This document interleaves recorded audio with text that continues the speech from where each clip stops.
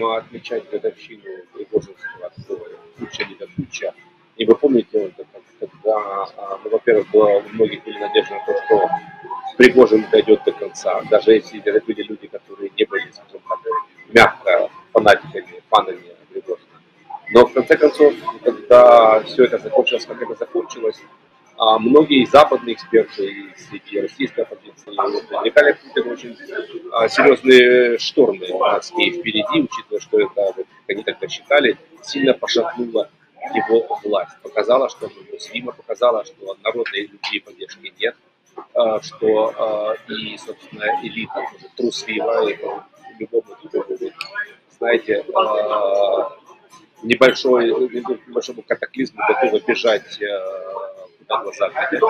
Ну вот после того, как разделались с Пригожиным так, знаете, показательно и очень так по-киношному, не знаю, поменяли ли вы, во-первых, мне интересно, как вы тогда считали, то есть уже прошел год практически, насколько это были оправданы прогнозы. И можно ли говорить, что в результате, в конце концов, Путин еще даже более укрепился после того, как он устроил вот такую публичную на весь мир казнь своего бывшего союзника, ставшего врагом?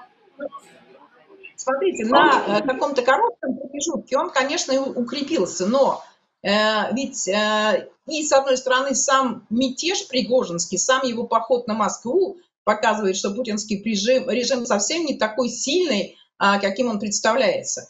Более того, если бы, наверное, Пригожин знал, что его взорвут в самолете, да, он, по крайней мере, бы пошел до конца и рискнул. Потому что неизвестно, чем бы все закончилось, если бы Пригожин пошел до конца. А вдруг бы у него получилось, по крайней мере, у него был бы шанс. А не просто, так сказать, как говорил-то мне Путин,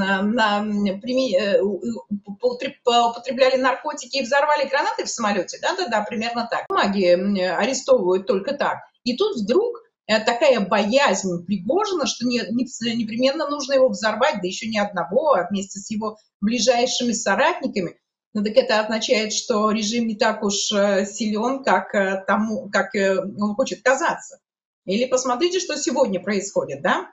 Турчака, секретаря «Единой России», отправляют ссылку в республику Алтай.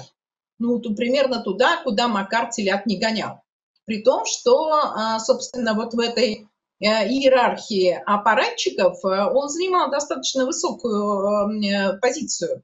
Да, понятно, что там формальным лидером «Единой России» был Медведев, но какой там Медведев вообще лидер? Поэтому, конечно, все аппаратные возможности были сосредоточены в руках Андрея Турчака. И, собственно, мои источники уже некоторое время назад говорили, что у него появились ограничения, да, если раньше там он в так называемых новых республиках болтался чуть ли не каждую неделю, да, то где-то уже с несколько месяцев как ему запретили туда ездить, чтобы больше он лицом там не светил. Ну и, соответственно, это означало, что готовились вот те, собственно, действия, которые произошли.